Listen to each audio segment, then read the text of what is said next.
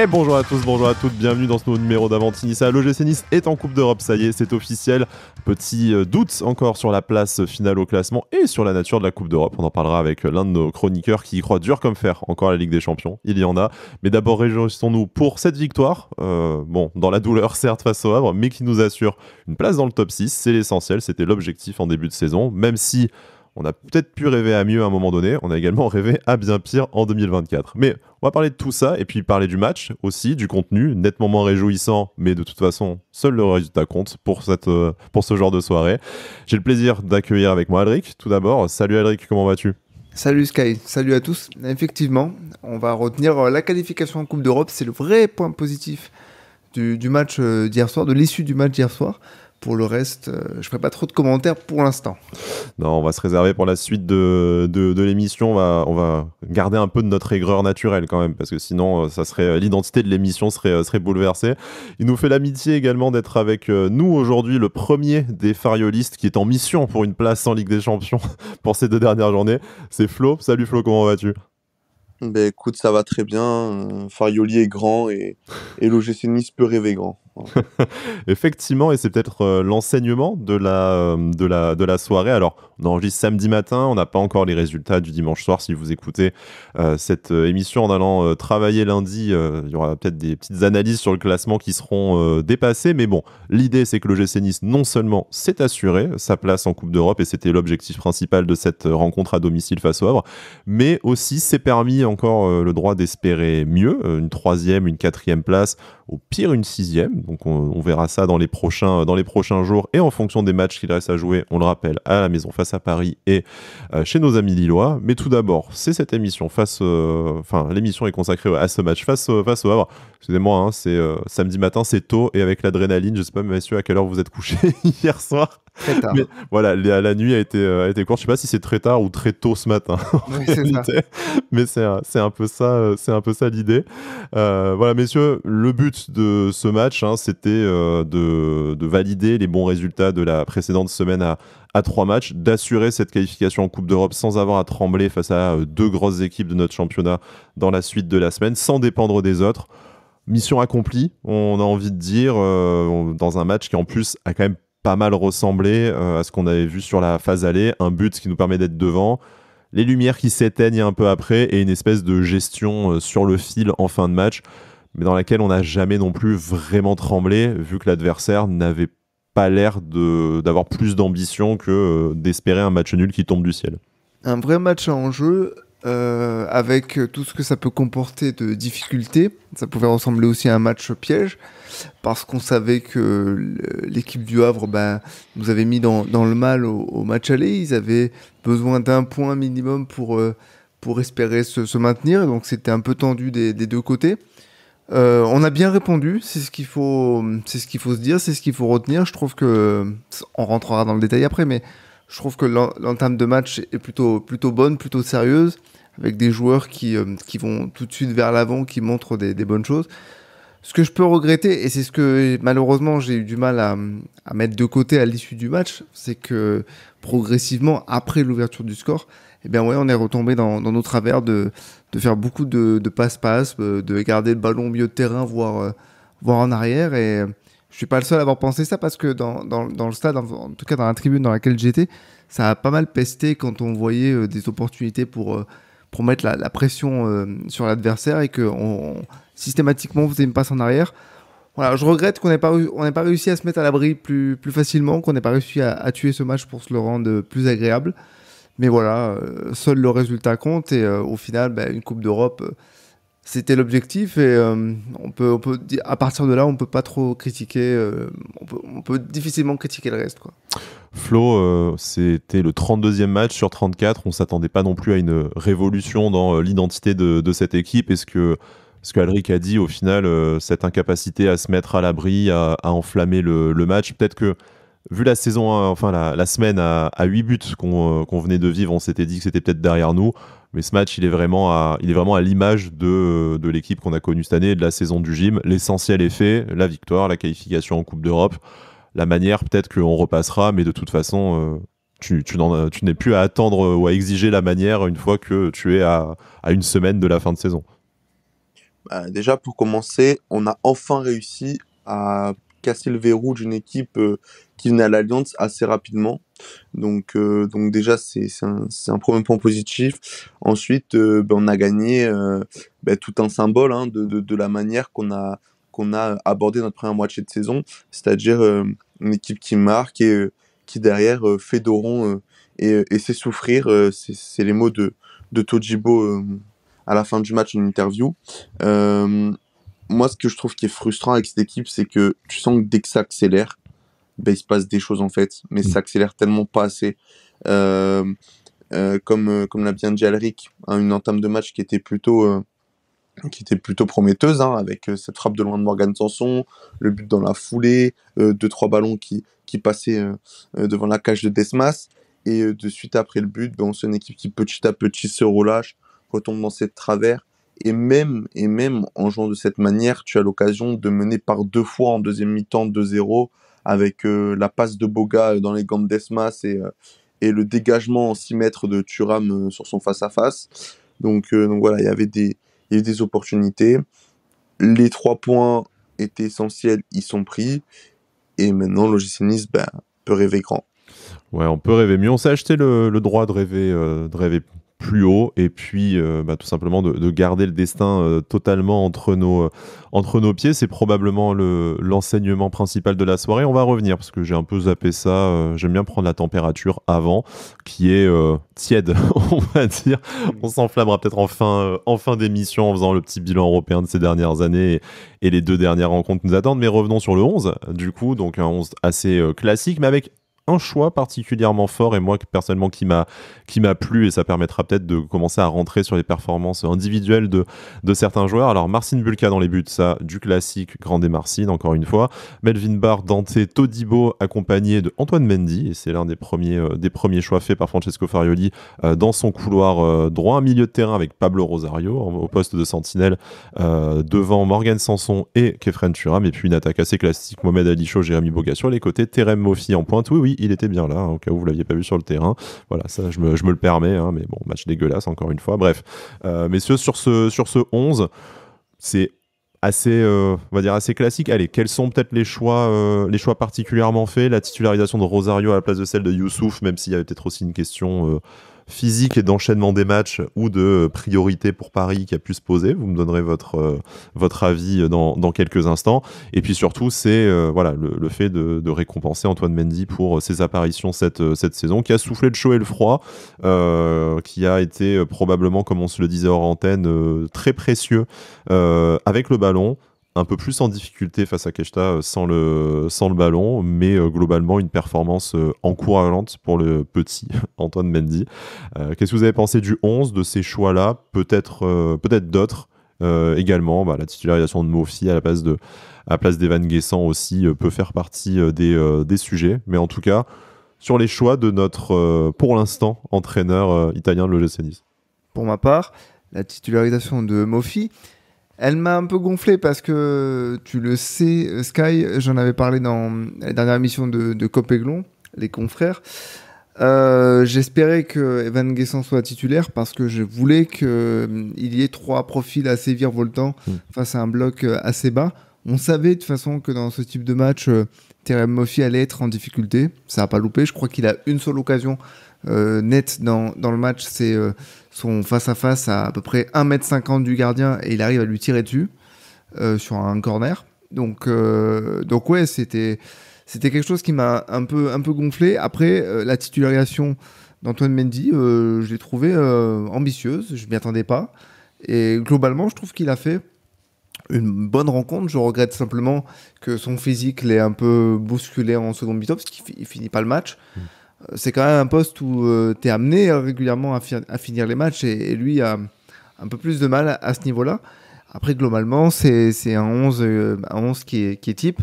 Rosario, milieu de terrain, ça a été cohérent, comme depuis plusieurs semaines. La titularisation de Morgan Sanson encore très très intéressante dans l'activité. En plus, il a pris sa chance plusieurs fois dans le match. Ça fait partie des choses que j'apprécie chez les joueurs, d'être un peu audacieux, de tenter des choses. Et c'est lui qui a donné le ton un petit peu de ce match. Donc globalement, à part peut-être le choix de Moffi que j'ai pas compris, et que je comprendrai jamais de toute façon. Plutôt intéressant ce 11. Flo, bon, je sais qu'on est on est un peu entre haters de Terem Moffi ici, donc forcément pas très objectif. Mais si on essaye de l'être, effectivement, peut-être que Le Havre. Alors, est-ce qu'on s'attendait à une équipe du Havre plus joueuse?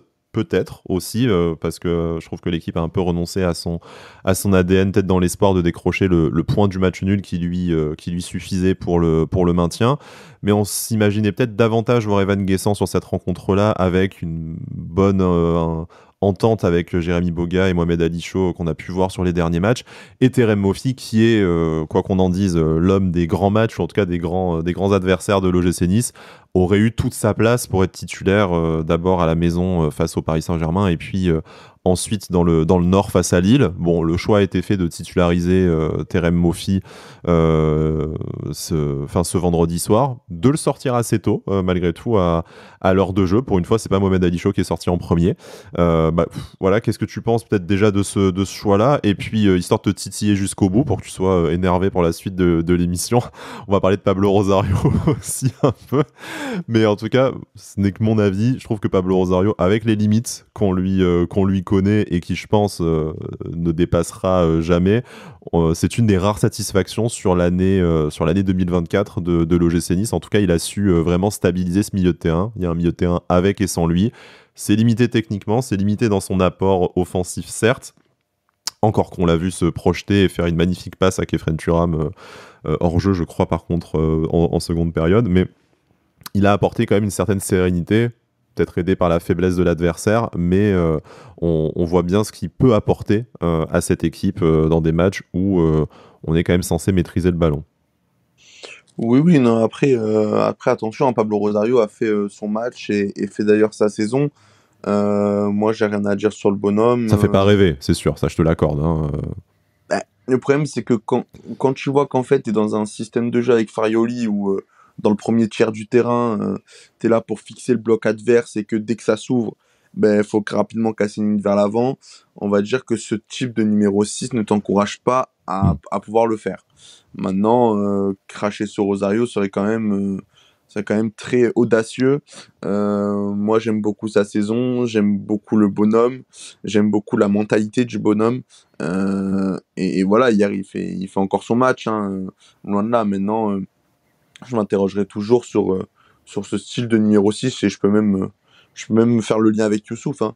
Là, ce style de numéro 6 très passif, on va dire, qui est dans le style de Farioli, qui est de rechercher à fixer le bloc adverse dans sa moitié de terrain pour derrière casser rapidement une ligne.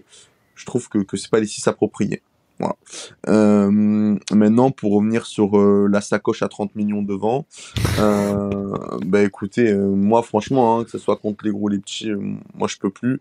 Alors, face aux gros, tu sais que tu as une chance sur deux que ce soit doublé, quoi. Donc moi je peux comprendre. Et puis il y aura peut-être plus d'espace face à Paris et face à Lille que face au Havre.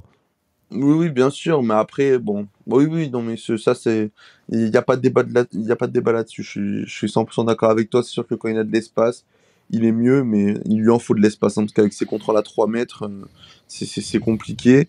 Mais sinon, si on parle uniquement sur choix de joueur, de toute façon, s'il a été sorti à la 60e, pour moi, il serait titulaire contre Paris. Donc voilà, on le verra contre le PSG. Est-ce que c'est pas plus mal? Moi, je pense que ça peut être aussi une bonne option. Evan Guessant, hier, sur sa rentrée, même si sur la saison a montré mieux, hier soir, il n'a pas montré mieux non plus. Donc voilà. Après, bien évidemment que ça a toujours été le même débat. D'un joueur qu'on a pris pour 30 millions, j'attends une palette beaucoup plus large. J'attends un joueur qui sait au minimum faire un contrôle et réussir à s'orienter dans le sens du jeu. J'attends au minimum d'un joueur de 30 millions réussir à faire une déviation dans le bon tempo, comme il a fait à un moment du match avec sa talonnade, où il a pu décaler du bar.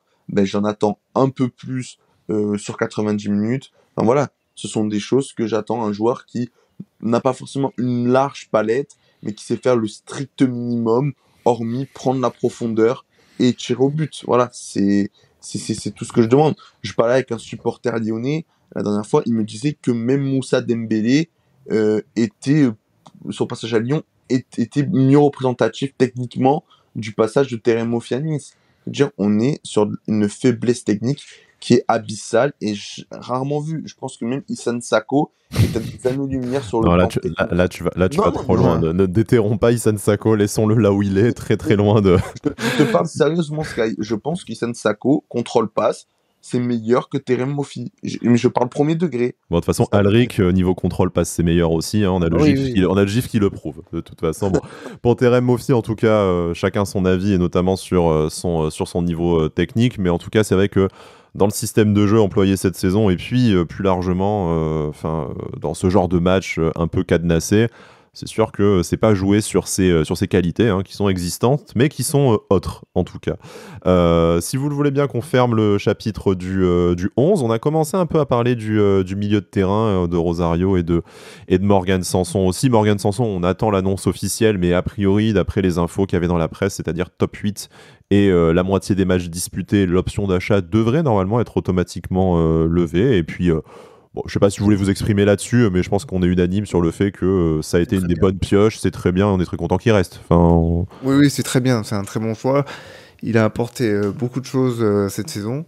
Et en plus, il a l'air d'aller crescendo. Comme on disait, maintenant, il prend sa chance de loin, il state un peu plus ces dernières semaines. Donc, Alors, c'est vrai que c'est un petit peu tard sur le côté décisif, mais mieux vaut tard que jamais. Phrase toute pourrie, mais qui a du sens aujourd'hui. Bien sûr que c'est important d'avoir des joueurs de ce type-là dans notre effectif qui a manqué pendant très longtemps d'expérience Ligue 1. Aujourd'hui, ça fait partie de ces joueurs qui sont très importants en Ligue 1. Voilà, ce que je peux attendre en termes d'amélioration pour l'année prochaine, si toutes les informations sont bonnes et qu'effectivement il reste chez nous, c'est un peu plus de son côté un peu plus décisif, c'est-à-dire stater un peu plus. Voilà, c'est ce que j'attends de lui. Plus globalement. Flo, Morgan Sanson, satisfaction de la saison au milieu de terrain. C'est peut-être d'ailleurs le... Est-ce que ça serait pas le seul milieu de terrain réellement qui fait l'unanimité, réellement indéboulonnable dans tous ceux qu'on a vu se succéder? Ce qui est sûr, c'est qu'actuellement, il y a un milieu de terrain avec Morgan Sanson, il y a un milieu de terrain sans Morgan Sanson. C'est-à-dire que le bonhomme, quand il est là, il joue pour deux. Il a un volume de jeu qui est impressionnant sans ballon. C'est, je pense, l'un des meilleurs joueurs de Ligue 1 dans le premier tiers du terrain pour ressortir d'eau au jeu. Il faut qu'il continue encore une fois à s'améliorer dans le dernier tiers, parce que, comme j'ai déjà dit, pas assez décisif. Mais bon, qui a été décisif cette année au milieu de terrain? Pas grand monde. Voilà. Mais voilà, on sent que petit à petit, il a pris les marques et les repères dans cette équipe. Il venait avec un statut de remplaçant, entre guillemets, avec Boudaoui et Thuram, qui étaient au début de saison, je pense... plus favori pour démarrer dans le 11 de départ, il finit avec le joueur indéboulonnable de ce milieu de terrain. Et puis surtout, comme l'a dit Alric, il prend en aisance, il tente beaucoup plus. Alors, la seule chose qu'on peut encore lui reprocher, c'est souvent son choix, son dernier geste dans le dernier tiers du terrain. Voilà, c'est l'axe de progression, c'est là où il faudra qu'il travaille pour la saison prochaine. J'aimerais bien aussi, pourquoi pas, essayer de le voir... surtout dans le style de jeu de Farioli, s'il fait encore une saison de plus, le voir dans un style de numéro 6, surtout avec le style de jeu qu'il a de justement fixer le bloc adverse et déclencher cette fameuse passe vers l'avant. Je pense que ça peut être le profil idéal. J'aurais aimé peut-être le voir une ou deux fois à ce poste-là cette saison pour voir ce que ça pouvait donner. Mais voilà, c'est un super coup, 5 millions. Si on n'avait fait que des coups comme ça à Nice, on n'en serait pas là aujourd'hui. L'une des principales satisfactions du coup du mercato et de la saison. Finissons peut-être rapidement, parce que je suis pas sûr qu'il y ait non plus beaucoup de choses à dire sur son match.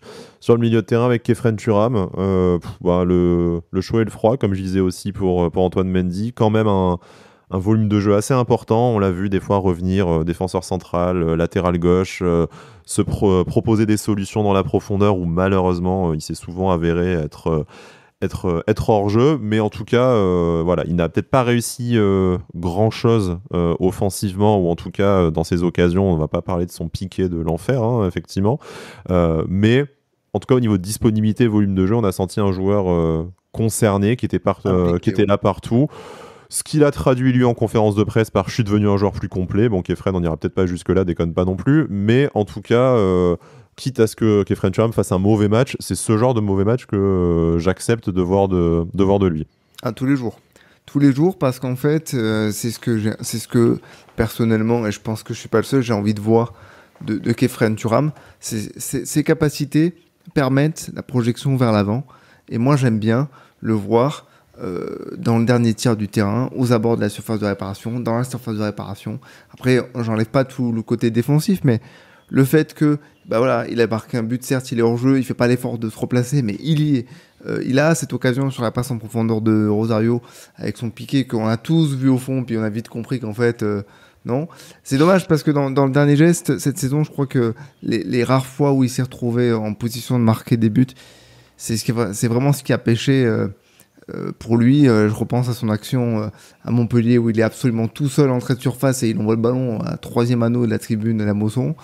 Voilà. Mais voilà, je préfère le voir faire entre guillemets un match moyen comme ça qu'un match où on le voit pas, où il se cache, où il se projette pas et où il perd tous les ballons. Non, c'est un peu dommage que ça arrive là sur le sprint final de cette saison, mais intéressant, vraiment intéressant hier soir. Flo, si KF n'avait fait que des mauvais matchs de ce genre-là cette saison, peut-être que l'opinion des supporters sur sa saison serait pas du tout la même. On serait déjà sur le podium, quoi, surtout. Ouais. c'est surtout ça, parce que Khéphren Thuram, depuis Lens, déjà, je trouve que ça va beaucoup mieux. Mais encore une fois, il fait rien d'exceptionnel. On parle juste, en fait, d'attitude. On parle juste d'être concerné par ce qui se passe. Et voilà. Et c'est le strict minimum d'un joueur professionnel de son niveau qui a l'ambition d'être international français. Et en fait, hier, il fait pas le match de l'année. Il fait un match sérieux. Il fait un match où il se bat sur chaque ballon. Il fait un match où il rechigne pas sur les efforts défensifs, notamment sur son retour sur Quechta en première mi-temps, où le Havre fait la comédie dell'arte. Mais voilà, Khéphren Thuram, c'est un peu plus d'implication. Bien sûr, on attend encore plus avec ballon. Bien sûr, on attend un peu plus dans la prise de décision, dans la prise de choix, dans le dernier geste. Mais de toute façon, je pense que ces caps-là, il les passera pas à Nice. Je pense que ces caps-là, il lui faudra un plus grand club pour pouvoir passer ce cap-là, rentrer dans une autre dimension avec des joueurs plus talentueux autour de lui. Voilà, je pense qu'on a assisté à l'avant-dernier match de Khéphren Thuram à l'Allianz Riviera. Il y aura le dernier face à Paris. Mais voilà, même si cette saison a été plus compliquée que d'autres, je retiens que le positif qu'a pu apporter Khéphren Thuram à l'OGC Nice. Et voilà, et je lui souhaite vraiment une bonne continuation pour la suite. Je lui fais un peu mon adieu là parce que je pense que ce sera mon dernier avant de Chinissa de la saison. En tout cas, pour Khéphren Thuram à domicile. Mais voilà, mais franchement, que de la réussite pour lui dans sa future carrière. Pour un joueur qui arrive gratuitement, on le rappelle, recrue de Gauthier Gannet. Comme quoi, il y a eu des choses positives aussi. C'est fou ce qui se passe, c'est fou. Voilà, c'est sur la 4e dimension, ce club, c'est incroyable. Un des derniers matchs de Khéphren Thuram, probablement, comme de Jean-Claire Todibo, aussi, qui a failli faire le back-to-back de carton rouge face au Havre cette saison quand même. Mais bon, globalement, une bonne performance de notre charnière centrale, et notamment de Dante qui s'est mué en ailier gauche en fin de partie, comme quoi à 41 ans on peut encore faire bien des choses et se renouveler au niveau de son football.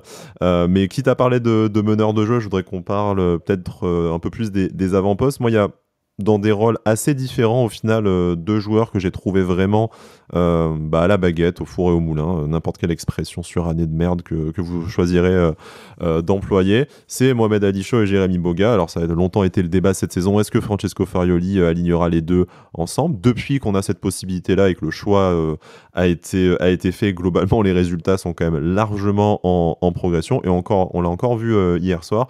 Jérémy Boga buteur avec une frappe où il ne se pose pas de questions, contrairement à celle à Reims du coup où il casse la cage et permet à l'OGC Nice de virer en tête dès la 12e minute de jeu. Et puis Mohamed Ali Chaud qui au final a été vraiment pour moi encore une fois dans son rôle de dynamiteur, de détonateur, qui a provoqué toujours le déséquilibre, essayé de proposer des solutions, de trouver des solutions avec ses coéquipiers. Alors ça ne statte pas, ça n'est pas récompensé par un but, ça ne permet pas de nous rendre le match plus facile. Mais en fait, j'ai l'impression aujourd'hui que le jeu de l'OGC Nice, alors on a parlé des projections de Morgan Sanson et de Dante bien évidemment, mais j'ai vraiment l'impression que toute l'animation offensive de l'OGC Nice aujourd'hui passe par ces deux joueurs. Donc après, ça dépend de leur forme avec plus ou moins de réussite. Pour moi, et vous allez me donner votre avis, ça dépend un peu aussi des consignes, parce qu'au bout de la 150e fois que j'ai vu Jérémy Boga se réaxer, j'avais envie de me tuer, hein, très clairement, alors que peut-être que déborder, essayer de faire parler sa qualité de centre aurait été parfois une meilleure option. Mais voilà, aujourd'hui, l'OGC Nice a peut-être aussi retrouvé de l'allant offensivement, parce qu'on a décidé d'aligner ces deux joueurs, que ces deux joueurs arrivent à jouer ensemble, et arrivent malgré tout à proposer, alors c'est pas toujours décisif, mais à proposer quelque chose qu'on a longtemps attendu tout au long de cette saison. Ouais. Merci à Mohamed Ali Chaud d'exister dans ce match-là, en tout cas, parce que sans parler de voir du beau jeu à l'OGC Nice, moi je m'en fout pas, mais c'est pas ce que je retiens tout de suite, c'est pas le beau jeu qui m'intéresse. Si on aimait le beau jeu, Alric, on serait pas supporter de l'OGC Nice à la base, quoi. Enfin, on serait allé 200 km d'un côté ou 25 de l'autre, tu vois, si on était ce genre de personne. C'est surtout que moi je veux voir du football, et quand je dis je veux voir du football, c'est voilà, voir un ailier virevoltant qui décide de faire un peu la misère à la défense adverse et qui tente des choses, alors pas toujours en réussite, c'est vrai, mais par exemple l'action qui amène au but hors jeu de Kefren Turam, la dernière passe en pleine surface, c'est Mohamed Ali Chou, il est parfaitement placé pour la faire. Dommage que Kefren Turam fasse pas le repli nécessaire pour se mettre en jeu. Mais voilà, ça fait partie des petits gestes comme ça que j'apprécie. Il est super remuant sur son côté, il est toujours plein de feintes de corps, de tout ça. Et contrairement à Jérémy Boga, il a réussi plusieurs fois à passer, à tenter des centres, tout ça. Jérémy Boga, je l'ai trouvé un peu plus, alors pas en difficulté, c'est pas vrai, mais sur son côté, voilà, d'habitude, il fait un peu plus de différence.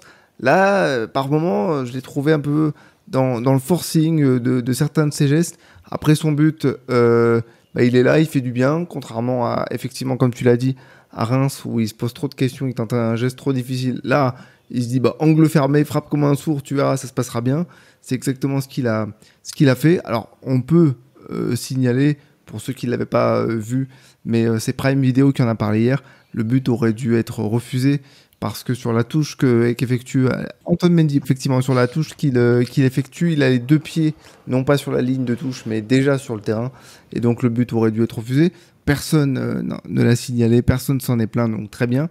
Mais voilà, deux joueurs qui effectivement sont un peu les dynamiteurs de notre équipe. C'est un peu dommage que les autres justement n'arrivent pas à se mettre dans le même état d'esprit, à accompagner ces joueurs-là, parce que au final, j'ai toujours l'impression qu'on se concentre sur des exploits individuels, et ça met encore plus en valeur de leur activité, mais encore plus en valeur les problèmes de placement de Terem Moffi dans la surface. Je repense à une action où je crois que c'est Jérémy Boga qui est décalé par Dante ou un truc comme ça sur le côté. Et il y a un centre qui est fait et il n'y a personne dans la surface. Et il y a Dante qui fait un geste à Moffi en lui disant « Mais qu'est-ce que tu fous ? Pourquoi t'es à l'entrée de la surface alors que tu devrais être dedans ?» Typiquement, c'est le genre de joueur qui aurait bien plu à un Kasper Dolberg, je suis sûr. Ouais, effectivement. Une autre palette technique comme attaquant, effectivement, également. Flo, sur nos deux ailiers virevoltants, du coup, l'heure n'est pas tout à fait au bilan de la saison, mais très clairement, depuis qu'ils sont alignés ensemble, on voit que l'OGC Nice a quand même davantage de solutions, apporte davantage de dangers. C'était peut-être ça, en fait, le problème pendant les deux premiers tiers de la saison. Tout d'abord, il n'y avait que Jérémy Boga dans ce profil-là, en début d'année. Du coup, on a parlé dans cette émission souvent de Boga dépendance, ou en tout cas de dépendance de la qualité de son match et de sa réussite. Puis il y a eu la CAN, puis Mohamed Ali Chaud est arrivé, il y a eu des petits pépins physiques, et bizarrement, j'ai pas fait la moyenne de points, mais ce serait peut-être intéressant de regarder la moyenne de points et de buts marqués depuis que les deux sont alignés. On a enfin trouvé quelque chose qui ressemble à une animation offensive, un peu tard peut-être pour espérer mieux, mais qui nous permet de nous mettre vraiment dans les meilleures dispositions pour le sprint à l'Europe là sur les dernières semaines de compétition. Moi je dis honnêtement, je suis plutôt inquiet pour la saison prochaine, mais s'il y a bien quelque chose qui me rassure, c'est que ces deux-là nous appartiennent et sont niçois et seront niçois la saison prochaine.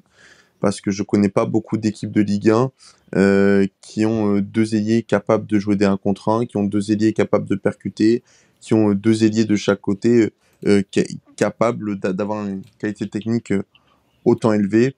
Donc oui, évidemment que c'est rassurant, ça fait du bien. Je pense que de toute façon, je me rappelle pas avoir eu deux ailiers la même saison de chaque côté qui est la qualité de percuter depuis que je suis l'OGC Nice.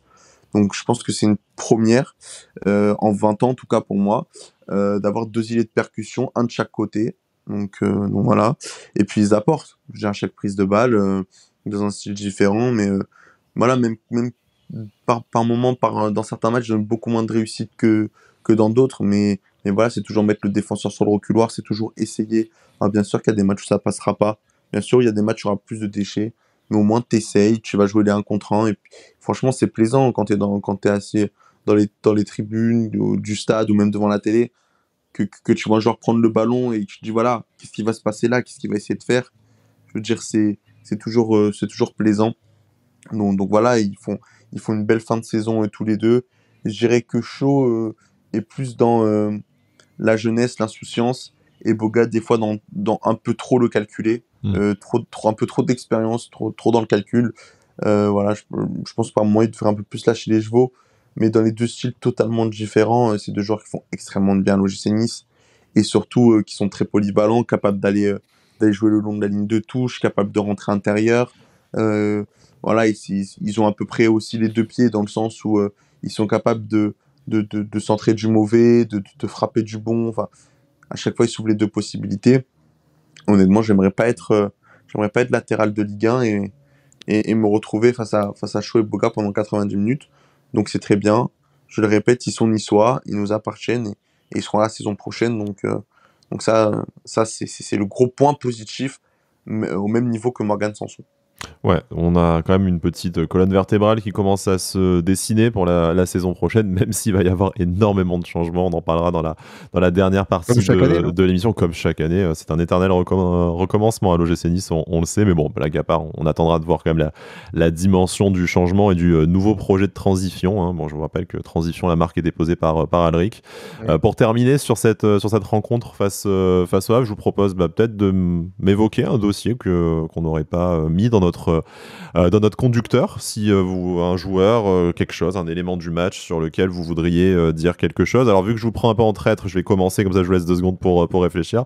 Moi, il y a un truc qui m'a rendu complètement fou hier au stade, c'est que j'ai l'impression que, et notamment au milieu de terrain, on n'est pas foutu de donner un ballon dans les pieds et dans le sens du jeu dans ce club. C'est-à-dire qu'à chaque fois qu'on fait une passe, qu'un joueur récupère le ballon, il est dos au jeu. Du coup, il doit se retourner. Il n'a aucune idée de ce qui se passe derrière lui et il ne peut pas jouer rapidement quand il ne se fait pas prendre dans la nasse par deux joueurs adverses. Alors, je comprends pas le délire de à la fois ne pas avancer, faire la moitié de tes passes en arrière, et les rares passes que tu fais en avant, en fait, tu perds le temps, la spontanéité, la vision du jeu comme ça, et ça te met systématiquement dans la difficulté pour produire du jeu. Mais alors, ça a peut-être été le cas toute la saison, mais alors hier, ça m'est apparu davantage évident, et je me suis dit déjà pourquoi on fait ça, et en fait l'éclaircie est venue par 2 fois de Pablo Rosario, qui est pas non plus le profil que tu t'attends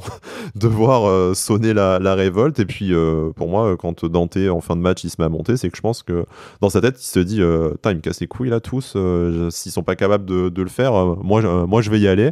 Et voilà, donc je sais pas si c'est une consigne de conservation de ballon, si c'est un manque d'ambition dans le jeu, je ne saurais pas trop sur quoi le mettre. N'hésitez pas sur nos réseaux, que ce soit sur YouTube, sur X, si vous avez la réponse, et messieurs aussi, voilà, si vous avez un avis là-dessus. Et puis après, je vous laisse terminer, clôturer cette page de la victoire de Nice face au club doyen avec le dossier de votre choix. Le non-apport des remplaçants. Ça aussi, ça date pas d'hier, probablement, mais ça a été particulièrement évident sur cette rencontre. Tu as raison. Ouais. J'ai trouvé ça vraiment dommage que nos remplaçants n'apportent pas quelque chose. Enfin, pour le coup, c'est vraiment quand on était sous Christophe Galtier, on parlait pas de remplaçants, on parlait d'entrants. On parlait de joueurs prêts à apporter quelque chose sur le terrain dès qu'il y avait un changement. Là, je regrette vraiment que nos entrants aient été vraiment de purs remplaçants, quoi. Dans le sens où il n'y a pas Il n'y a pas vraiment eu d'apport dès qu'ils sont apparus sur le terrain. Evan Guessant, que j'attendais titulaire, je l'ai trouvé un peu en difficulté. Pas vraiment. Ben, il ne s'est pas créé d'occasion, c'est simple. Il a eu beaucoup de mal à gagner ses duels. Il a été mangé un peu par la défense adverse. Je trouve ça un peu dommage. L'entrée de Boudaoui peut-être intéressante sur 2-3 retours défensifs, mais globalement, à part faire des grandes chandelles et ne pas récupérer un seul ballon, c'est tout ce que j'ai retenu. Je trouve ça un peu dommage. L'entrée de Jordan Lotomba, anecdotique, j'ai envie de dire. Parce qu'en fait, bon, il s'est pas passé grand-chose non plus. Bon, il est plus Mais là voilà. en même temps, hein, déjà, dans sa tête, dans ses pieds. Oui, voilà. Donc, c'est un peu dommage que, voilà, sur ce match-là, j'en reviens un petit peu à ce que je disais au début. C'est dommage qu'on n'ait pas réussi à se rendre le match un peu plus simple pour qu'on puisse profiter aussi de ce côté un peu de fait, puisque en cas de résultat positif, on savait qu'on était qualifié en Coupe d'Europe. C'est dommage que on n'ait pas su faire le nécessaire pour se rendre le match agréable et un peu plus simple. Et voilà, je regrette que les entrants n'aient pas réussi à apporter une petite touche en plus, un peu plus de fraîcheur. J'espère que contre Paris, ils seront un petit peu plus tous concernés. Alors évidemment, j'en terminerai là. J'ai fait un petit peu l'objet de quelques critiques hier parce que je disais que seul le résultat était important et que pour la manière on repassera. C'est un peu le cas depuis le début de la saison. Alors, ce que je regrette, si tu veux, si vous voulez, c'est que quand je vais au stade, c'est pour prendre un peu plaisir prendre un peu plaisir par rapport à ce que je vois sur le terrain. Et faire des selfies avec tes fans aussi. Hein, parce que Voilà, tu dis qu'on te critique sur les réseaux, mais en attendant, le Voilà. mec, tu peux pas faire 2 mètres dans la rue avec lui sans qu'il Oui, se fasse bon, alors arrêter. Hein. ça, faut éviter de le dire parce qu'après les gens le prennent vraiment au sérieux. Mais non, voilà, moi quand je vais au stade, j'aime bien prendre plaisir sur ce que je vois sur le terrain. Ça reste quand même un spectacle qu'on offre aux supporters. Et c'est vraiment dommage qu'après le quart d'heure de jeu et l'ouverture du score de Jérémy Boga, on ait un peu éteint la lumière et on soit retombé dans notre travers de ce jeu de passe-passe. Et voilà, et j'attendais un peu plus de certains entrants. Ils n'ont pas montré grand-chose. Donc voilà, c'est un peu ce que je trouve frustrant sur ce match-là. C'est pour ça que quand je suis sorti, j'ai eu du mal à retenir autre chose que ça au premier abord. Après, effectivement, avec la nuit, la réflexion, le recul, La Coupe d'Europe, est là, c'est l'essentiel. c'est le plus important. Flo, pour clôturer ce Nice-Le Havre. On peut faire un dossier positif. Oui. Ben, moi, ce sera sur Francesco Farioli. Simplement. Sans surprise. Non, mais parce que je vais un peu revenir sur le fil de la saison, mais première saison dans le top 5 du championnat. Il arrive avec un effectif qui n'est pas taillé pour lui de base, qui certes est de qualité, hein, mais qui n'est pas taillé pour. Il est plus taillé pour un Régis Lebris. Et puis il met en place son style de jeu très critiqué de suite par la moitié des supporters, à juste titre, hein, moi je peux comprendre, mais surtout dézingué par la presse, que ce soit Amazon, que ce soit RMC. Il enchaîne une série folle de 15 matchs, je crois, sans défaite, jusqu'à le grand et incroyable FC Nantes. Dans Et tous puis, les mauvais coups ces dernières années avec l'OGC Nice, le FC Nantes, ça fait plaisir. tout à fait. Et puis ensuite, il y a ce moment très très compliqué de plusieurs mois où Nice ne gagne plus, où Nice voit tous ses concurrents directs, dans un premier temps, les rattraper, puis les doubler, jusqu'au moment où on descend même, je crois, une 6e place avec pratiquement plus notre destin entre nos mains. À la fin d'une journée, on peut être 8e, mais par miracle, on arrive à rester dans ce wagon des 6. Et à ce moment-là, je pense que le plus dur pour un entraîneur, c'est de remobiliser un groupe. C'est après une longue série de défaites comme ça, c'est de remobiliser un groupe et de remettre la marche en avant. Et moi, le premier, à ce moment-là, j'ai eu des doutes, pas sur le fait qu'il fallait qu'il reste, parce que pour moi, il fallait qu'il finisse sa saison, mais sur le fait qu'il remobilise ce groupe, parce que du haut de ses 35 ans, si je dis pas de bêtises, ou 36, remobiliser un groupe pour une première expérience avec un vestiaire et quelques internationaux dedans, c'est pas facile, parce qu'il y en a beaucoup qui étaient en fin de cycle dans cette équipe, et il a réussi. Et aujourd'hui, Farioli, c'est une défaite sur les 7 derniers matchs, donc il a remis une dynamique assez folle. Il va jouer 2 matchs pour peut-être réussir le plus grand exploit de l'OGC Nice depuis les années 70 peut-être, en tout cas en championnat. et il peut avoir une qualif historique au bout. Alors oui, il en est encore loin, il reste 180 minutes. Mais voilà, c'est pour toutes ces raisons-là que je voulais faire mon dossier Francesco Farioli, que je voulais dire bravo à l'homme, parce qu'il a une saison compliquée. Et surtout aussi extra sportif, parce que Ineos a encore tout fait pour que la saison se déroule bien. Et voilà, et aujourd'hui, il atteint son objectif.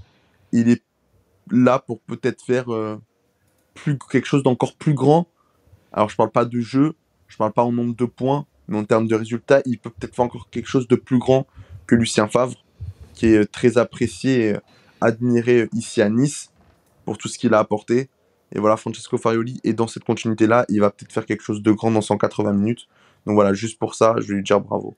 Bon, la continuité de Francesco Farioli, on en parlera dans quelques instants. Également du classement. On rappelle que tout est encore possible mathématiquement entre la 3e et la 6e place pour l'OGC Nice, même si, du coup, ça veut dire que c'est Coupe d'Europe assurée et c'est bien l'essentiel pour nous. D'ailleurs, dans ce registre-là, 6e qualification européenne sur les 12 dernières années, 5 fois en 9 ans pour l'OGC Nice. Donc on peut résumer ça grossièrement en disant l'Europe 1 an sur 2. On commence à y prendre non seulement goût, mais aussi nos habitudes. La preuve, c'était l'objectif. De toute façon, cette saison, après une saison dernière où malheureusement on avait échoué pas très loin du but avec une fin de saison qui était un peu partie en sucette malheureusement après le FC Bâle. Pour vous, en quelques mots, parce que je voudrais peut-être qu'on garde du temps dans l'émission sur les dernières rumeurs sur Florent Ghisolfi et Francesco Farioli surtout, mais en quelques mots, pour vous, est-ce que le projet Ineos, les nouveaux moyens, la stabilisation peut-être, je sais pas, la stabilisation de quoi, très clairement, c'était le pire mot à utiliser avec le projet Ineos dans la même phrase. Mais est-ce que voilà, un oxymore, exactement. Bien, merci d'apporter un peu de culture à cette émission, Alric. Mais est-ce que pour vous, voilà, c'est Ineos qui a apporté, oui, peut-être une certaine stabilité dans les résultats européens, ou est-ce qu'en fait, on voit, si on remonte sur une période un peu plus longue, notamment 12 ans, que en réalité, le club s'est structuré et a su pérenniser comme ça ses qualifications en Coupe d'Europe déjà de plus longue date. Enfin, voilà, qu'est-ce que ça dit en fait du nouveau statut, du nouveau standing de l'OGC Nice, cette régularité désormais dans les qualifications via le championnat? Alors la réalité, c'est que l'arrivée d'Ineos, l'influence de l'arrivée d'Ineos, elle est surtout au niveau financier. La stabilisation financière du club, parce que si on en croit les chiffres qui sont sortis il y a quelques mois, gros déficit structurel à l'OGC Nice sur la dernière saison, et merci Ineos de réinjecter l'argent nécessaire pour mettre les comptes à zéro. Si merci Ineos de gérer le club à la ZOB aussi, qui crée le déficit structurel. Mais bon, ça fera l'objet d'un autre débat.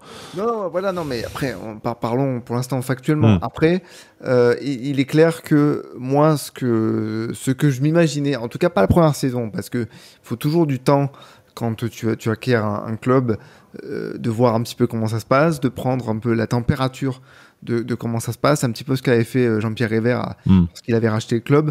Je vois pendant un an comment ça se passe. Ok, c'est de la merde. Ok, je mets à ma sauce et on voit ce qu'on fait. Ce que je regrette par rapport à l'arrivée d'Ineos, c'est que ça fait 5 ans qu'ils sont là, parce qu'ils sont là depuis 2019, je crois. Août 2019, on va fêter les 5 ans. Enfin, fêter. Depuis 2019, et que, sans parler de folie des grandeurs, à part peut-être l'année dernière où avec l'arrivée de Florent Ghisolfi, on nous dit oui, vous allez voir, en février, on vous parlera du nouveau projet de l'OGC Nice, ça va être grand, ça va être machin, ça va être truc. Moi, je m'en fiche que ça soit grand, que ça soit truc, qu'on ait des joueurs de renommée internationale. Moi, ce que je veux, c'est que mon club, il propose un foot intéressant. Et je parle même pas de football champagne, je parle juste de quelque chose d'intéressant. Et que si on veut faire de l'OGC Nice une place forte dans le football français, on puisse se donner les moyens de se qualifier tous les ans en Coupe d'Europe. Et je parle pas de Ligue des Champions, je parle d'Europa League au minimum. Et là, honnêtement, franchement, l'apport d'Ineos, je le trouve pas hyper marquant à ce niveau-là. Parce que t'as déjà réussi à te qualifier en Coupe d'Europe sans Ineos. Alors, ça remonte pas à il y a 35 ans, quoique si, avec l'OGC Nice avec ses bras cassés, tu faisais une petite coupe d'Intertoto, c'était pas fameux, t'avais pas les moyens de faire plus, mais au moins tu kiffais un peu, mais en même temps ton attaquant principal c'était Sherat, quoi. Ouais. Donc je Je trouve que Ça fait pas 35 ans, ne nous vieillit pas tant que ça quand même, Non, mais effectivement. tu vois ce que je veux dire. L'arrivée d'Ineos, Je elle a comprends permis que ça, mais ça n'a pas changé diamétralement les résultats, en tout cas les performances non. du gym. En Non, tout cas, pas tant que l'arrivée de Jean-Pierre River, hein, parce que si on remonte à 12 ans, on est à peu près à un an près. Voilà, c'est l'arrivée de Julien Fournier et de Claude Puel, hein, si on remonte à 12 ans, et la saison 2012-2013, bon, ça en fait 11 techniquement pour. on n'a pas vu de très grands changements, quoi. Et cette quatrième place, Flo, si on doit vraiment en quelques mots, sinon on parlera pas des rumeurs, des dernières rumeurs mercato sur notre board. Est-ce que on peut au moins reconnaître à Ineos de nous avoir permis de suivre les augmentations de budget, de dépenses nécessaires pour nous maintenir à ce rythme de qualification une année sur deux en Coupe d'Europe? Très clairement, aujourd'hui, un Mika Seri que tu es allé chercher au Portugal, tu le ferais plus venir pour 1,5 million. Tu n'arriverais plus à faire venir un Willian Cyprien pour 3 millions en provenance de Ligue 2 après une super saison. Est-ce que voilà, sans avoir permis à l'OGC Nice, pour l'instant, peut-être que certains restent optimistes à véritablement franchir un cap, et tu fais partie de ces optimistes qui pensent que la 3e ou la 4e place est encore possible. Est-ce qu'au moins ça a permis, ne serait-ce que de suivre la course à l'armement d'autres clubs qui se sont développés, qui ont aussi eu d'autres moyens? Je pense à Rennes, je pense à Lille peut-être. Voilà. Ton avis sur, en quelques mots, vraiment désolé, t'auras plus la parole sur Farioli après pour la fin d'émission, sur l'influence ou la non-influence de notre actionnaire dans ce rythme de qualification européenne. Pour moi, Ineos est en rien, nous a rien apporté sportivement. Voilà, je vous le dis. Ineos ne doit toucher aucun apport à tout ce qu'il nous a apporté pour nos qualifs européennes. Je vous le dis clairement. Pour moi, Ineos, c'est la définition du propriétaire qui est dangereux pour les futurs clubs dans le football. Voilà, tout simplement. C'est-à-dire que Nice a été un jouet dans lequel ils ont testé des choses, ils se sont amusés, ils ont fait des expériences, et tout ce qu'ils ont appris pour Nice, ils le feront pas pour Manchester. Voilà. Et c'est pas toi qui le dis, c'est Ineos qui le dit suite au rachat de Manchester. En plus de ça, hein, on n'est même pas médisant, il l'assume totalement. En aucun cas, cette qualif européenne qu'on a eu hier soir est grâce à Ineos. En aucun cas, les dernières qualifs européennes qu'on a eues sont grâce à Ineos. Ineos n'y est pour rien. Voilà. Ineos nous a plus tiré des balles dans les pieds que nous a aidés. Ineos a eu des sorties en termes de timing pendant ces 2-3 dernières années catastrophiques. Sorties comme quoi il y allait avoir un rachat la veille d'une finale de Coupe de France. Sortie qu'il allait avoir un rachat la veille d'un barrage contre Tel Aviv. Sortie qu'il allait avoir un rachat la veille d'un quart de finale contre le FC Bâle. Et puis maintenant, c'est sorti avec Ghisolfi, c'est sorti avec Farioli, c'est sorti de réduction de budget, de réduction de la voilure. Voilà, Jim Ratcliffe qui à chaque fois nous prend pour des cons parce que à chaque fois on nous promet monts et merveilles, alors qu'à Nice on ne demande pas monts et merveilles. À Nice on demande un projet cohérent avec chaque année savoir ce qu'on va garder, quelle enveloppe on va avoir. Moi je vais te le dire honnêtement, Sky, mais Malric, je préfère qu'on me dise chaque année tu as entre 30 et 40 millions d'euros de budget, et puis pendant 10 ans je sais que j'ai 30 et 40 millions d'euros de budget. Et fais ta magie avec. Ouais. Que de nous promettre des 100, 150 millions, et puis le mercato d'après, nous dire, bon ben les gars, on réduira 15, quoi. Voilà.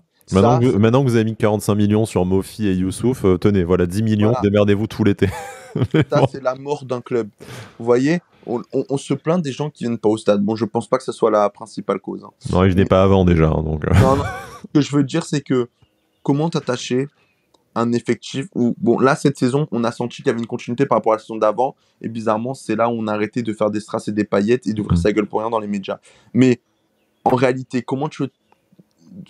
Moi, personnellement, sur ces 3-4 dernières années, j'ai eu beaucoup de mal à m'attacher à cet effectif, parce que chaque année, tu avais 5-6 départs majeurs, 5-6 autres arrivées, ça bougeait tout le temps, c'était horrible. L'organigramme qui changeait tout le temps.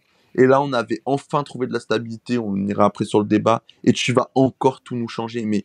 Mais pourquoi on change? Parce que tu ne tiens pas tes promesses, parce que tu n'es pas une personne de parole, parce que tu nous prends littéralement pour des cons depuis que tu es arrivé ici, Et franchement, moi, je ne souhaite qu'une chose, c'est que Nice soit racheté. Et je vais répéter, toutes les réussites sportives de l'OGC Nice ne sont en rien grâce à Ineos. Voilà, pour moi, ça s'arrête là par rapport à ces... Enfin bref, je vais pas plus loin parce que je vais dire des mots qui dépassent ma pensée. Voilà. Bon, un avis tranché mais argumenté, c'est l'essentiel dans cette émission. Après, vous avez le droit de partager votre désaccord, encore une fois, sur nos différentes plateformes et sur le compte X également de Flo, directement, si vous souhaitez engager la suite du débat avec lui. Donc effectivement, on reste un peu dans l'expectative pour la saison prochaine. Le sens du timing, cher à... Allez, on va pas toujours mettre ça sur le dos d'Ineos, même si ça a souvent été le cas, mais ça fait partie désormais du nouvel ADN du club, d'avoir des mauvaises nouvelles précisément au moment où le club a besoin de confiance et de stabilité. Et là, c'est la presse essentiellement italienne qui nous rapporte à la fois l'intérêt, les discussions et la priorité qui est Florent Ghisolfi pour l'AS Roma au poste de directeur sportif, mais également les discussions et les négociations apparemment bien engagées entre Francesco Farioli et l'Ajax, des informations après confirmées, reprises par la presse française, l'équipe, Nice Matin, tout ça. Sans juger de la véracité de ces informations-là, si je devais vous donner mon sentiment, et ce n'est qu'un sentiment perso, ça revient quand même un peu souvent et pour que ça ne soit totalement infondé. Après, dans quelle mesure Florent Ghisolfi partira, et surtout avec un timing là au moment où le mercato doit s'enclencher assez catastrophique, et est-ce que nous accepterons de libérer Francesco Farioli de sa deuxième année de contrat? Ça c'est autre chose, et seuls les dirigeants doivent le savoir. Mais messieurs, en fait, votre avis sur la question? Alors on va peut-être commencer par Alric, même si Flo, je te laisserai parler de ton cher Francesco Farioli après forcément, mais Flo, tu viens de dire le manque de stabilité, le fait qu'on a un peu pris notamment Florent Ghisolfi aussi pour un con en le débauchant du RC Lens pour lui proposer un projet mirifique qui finalement n'a plus lieu d'être, n'a plus cours aujourd'hui. Du coup, Alric, est-ce que déjà tu penses qu'il y a un peu de ça? C'est ce qu'on lisait un peu en filigrane dans la presse, un peu du côté écoutez, vous m'avez vendu un projet, c'est pas celui que j'espérais, et aujourd'hui que j'ai un plus gros club européen qui s'adresse à moi, je serais bien con de pas y aller, et on comprendrait Florent Ghisolfi d'opter pour l'AS Roma plutôt que pour l'OGC Nice dans ces conditions-là. Entre ça, ce que ça veut dire sur la suite du projet de l'OGC Nice et ton sentiment par rapport à ça. On a aussi lu dans la presse que ça pourrait être une décision d'un commun accord, puisque le club Ineos ne serait pas tant satisfait non plus du travail de Florent Ghisolfi. Si tu devais faire une synthèse un peu de tout ça et me donner en quelques mots ton avis. En fait, moi je pense qu'il y a un peu de tout, parce qu'effectivement, il ne s'en est jamais caché. C'est pas le meilleur communicant que je connaisse, mais en tout cas... Ni le pire, pardon, excuse-moi. Ni le pire. Mais, si, le pire, mais pour d'autres raisons. Mais je trouve que il ne s'en est jamais caché. On lui avait présenté un projet lorsqu'il est arrivé qui n'a pas du tout été celui-là. Je pense qu'il a un peu mal vécu, en dehors de d'autres épisodes qui lui ont été défavorables. Après, l'image que j'en ai, même si je porte pas tous les supporters lensois dans mon cœur, je veux bien croire un truc qui revient chez eux, c'est que Florent Ghisolfi, ça a l'air d'être un peu un carriériste. Alors, est-ce que c'est un défaut, une qualité? J'en sais rien, je m'en fous. Mais surtout, quand tu as l'AS Roma qui tape à ta porte, t'as pas envie de dire non, je préfère l'OGC Nice. Enfin, dans aucune réalité digne de ce nom, c'est un choix qui peut se comprendre. Alors, est-ce qu'il va partir? J'en sais rien. Peut-être que oui, peut-être que non. Est-ce que c'est bien ou pas? Ça dépendra de par qui tu le remplaces. J'espère qu'on est déjà sur le feu, qu'on a déjà cette possibilité. On pense toujours à Grégory Lorenzi, qui était déjà une piste. J'ai vu ça ce matin, effectivement. Qui était déjà une piste avant que Florent Ghisolfi arrive au club, d'ailleurs. Donc pourquoi pas? Si tu as déjà ta piste remplaçante, si tu as déjà enclenché les réflexions sur le mercato, parce que faut quand même se le dire que quand tu as ton directeur sportif qui s'en va, s'il a déjà commencé à travailler sur des dossiers, il faut être assez malin pour se dire que il va peut-être prendre les dossiers sur lesquels il a déjà bossé pour l'OGC Nice et les embarquer avec lui. La question que je pose aussi, et je vais aller très vite, c'est tous les gens qu'il a fait venir à l'OGC Nice, est-ce que s'il s'en va, ces gens-là vont partir? Donc ça veut dire, est-ce qu'il faut refaire tout un staff technique? En tout cas, je parle pour la performance, etc., etc. Donc ça soulève plein de questions. J'espère que ça sera vite réglé et qu'on ne mettra pas 2 mois comme Régis Lebris l'an dernier. Et concernant Francesco Farioli, moi déjà l'interrogation que j'avais c'était quand il arrive, il a que 2 ans de contrat. Alors ça prouve que c'est un plan intéressant, mais c'est pas forcément le plan sur le long terme. Il fait une très bonne première saison, même si je trouve personnellement il y a un petit peu de déception parce que tu as été sur le podium les 3/4 de la saison, mais ça c'est un autre débat. Si l'Ajax l'appelle, je comprendrais qu'il veuille partir. Est-ce que je le souhaite? Pas forcément, mais par contre s'il reste, autant lui mettre une équipe à son image et plus en accord avec ses principes de jeu. Voilà un peu ce que je pense. Je suis un peu dans l'expectative, pas encore inquiet, mais je me pose beaucoup de questions. Flo, on espérait de la stabilité, de démarrer enfin un nouveau projet. On allait avoir un entraîneur 2 ans d'affilée, notamment un directeur sportif qui allait pouvoir s'inscrire dans la durée. Alors bon, ce sont des informations à prendre avec des pincettes dans la presse, puis personne n'a pris de décision encore, donc on ne sait pas si l'un des deux ou les deux partiront. Bon, si je devais me mouiller, ça pue un peu peut-être quand même, mais tu me diras ce que tu en penses. Si tu veux dire quelques mots sur Florent Ghisolfi, t'en es bien entendu tout à fait libre. Mais après, surtout sur Francesco Farioli, Alric soulève un point intéressant. C'est vrai qu'on ne lui a proposé que 2 ans de contrat au moment de son arrivée, ce qui, vu son profil de Paris, d'entraîneur peu expérimenté, faisait sens, je pense, de la part de la direction sportive de l'OGC Nice à ce moment-là. Là, est-ce qu'on peut résumer ça sous l'angle, soit on lui propose une prolongation avec revalorisation salariale, de durée de contrat et de statut au sein du club, soit logiquement, si on n'est pas chaud pour lui proposer de s'engager plus longuement avec l'OGC Nice, naturellement, c'est le moment pour lui de partir. Et la question, c'est, en a-t-il envie de rester à l'OGC Nice lui aussi? Parce que moi, je vais me mettre à la place des 2 garçons, que ce soit le directeur sportif comme l'entraîneur. Moi, actuellement, aujourd'hui, si j'ai une offre de l'AS Roma ou l'Ajax, je pars. Et pour moi, en fait, là où je suis... Alors oui, Alric a repris le propos des Lensois, mais pour moi, là, c'est même pas être carriériste. C'est juste que si demain, t'es employé chez quelqu'un et il y a un autre employeur qui vient te chercher et qui te promet tel confort dans ton environnement de travail et que 6 mois après, on te dit, mon gars, en fait, tu vas être aussi bien dans ton environnement que ton travail précédent, ou voire moins bien, je me dis, mais le mec, il me prend pour un con, il a 0 parole. Enfin, je suis tout à fait d'accord avec ça. Voilà. Et le problème, c'est qu'actuellement, moi, Ghisolfi, je le comprends à 100%. Je veux dire, la Roma, c'est loin d'être l'équipe qui a le plus de moyens. Mais pour travailler avec autant de moyens qu'à Nice, autant travailler à la Roma qu'à l'OGC Nice. Le problème, aujourd'hui, il est là. Et pour revenir à Farioli, il voit son directeur sportif qui peut peut-être partir. Il se dit l'année prochaine, j'ai le départ de plusieurs cadres. Je ne sais pas quelle enveloppe on va me proposer pour le mercato. Est-ce qu'il a des certitudes? Est-ce qu'on peut lui remplacer Todibo et Thuram? Est-ce qu'on peut lui faire un effectif qui lui permet de travailler dans la continuité ou d'aller faire mieux qu'actuellement? Parce que lui aussi, il faut penser à une chose. C'est que là, il fait une belle saison. Il est sur le radar de plusieurs clubs.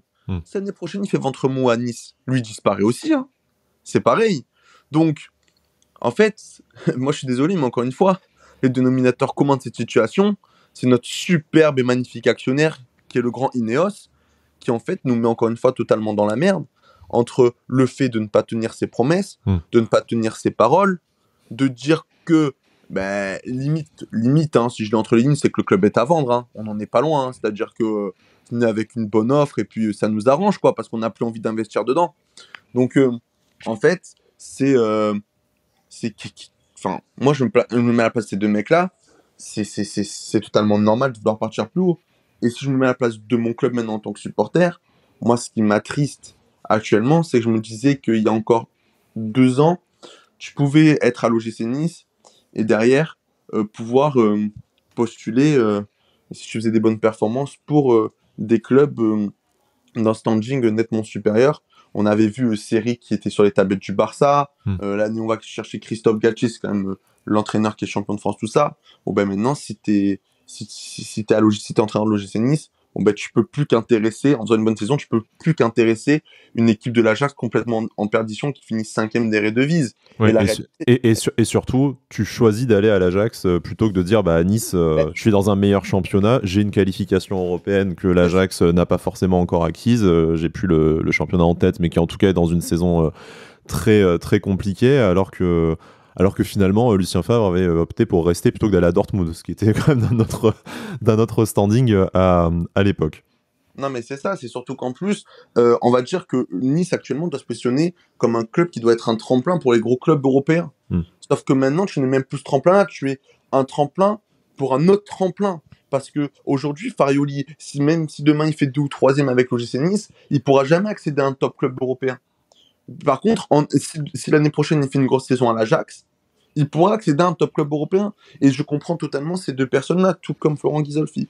Donc voilà. Et si je me mets à la place du club, et qu'on a ces 2 départs-là, en plus des départs de Todibo Thuram, sans connaître notre directeur sportif et notre entraîneur, l'affamé, waouh, j'ai très très peur la saison prochaine, mais très peur.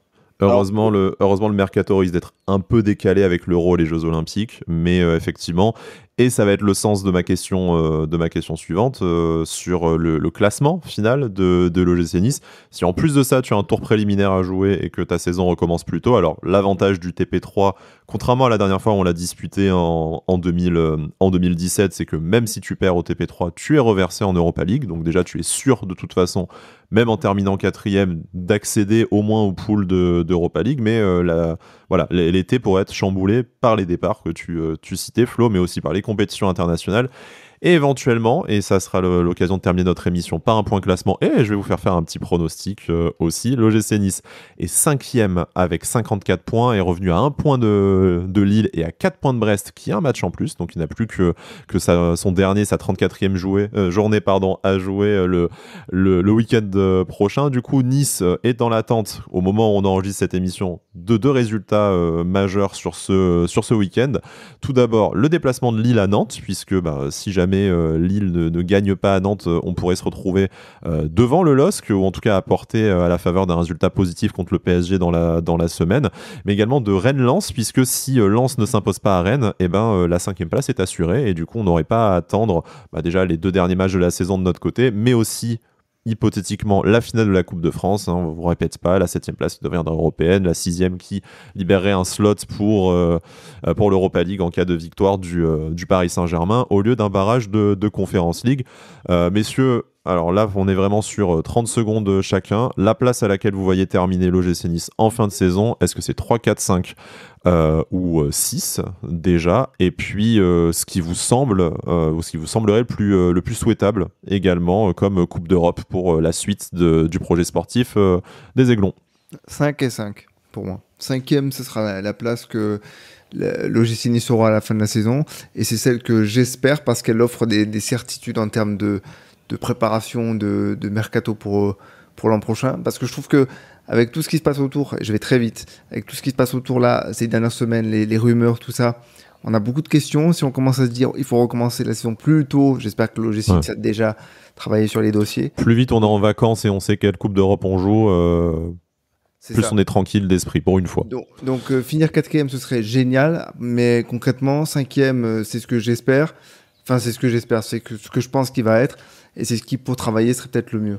Flo 4 et 3. 4, c'est la place à laquelle je crois, pourquoi pas même 3. Et ce que je vais vous surprendre, c'est que je vois plus Lille et Nice finir 3 et 4 et Brest 5 que l'inverse. Et sinon, pour ce qui serait mieux pour le club, c'est la 3e place tout simplement. Parce que tu joues l'Europa League ou la Ligue des Champions, ça change rien. Bien au contraire, t'es beaucoup plus mis en lumière dans une Ligue des Champions, même si tu te fais éclater. En termes de revenus de droits TV, c'est beaucoup mieux. Et dans la situation dans laquelle on est financièrement, est-ce qu'on peut s'asseoir ?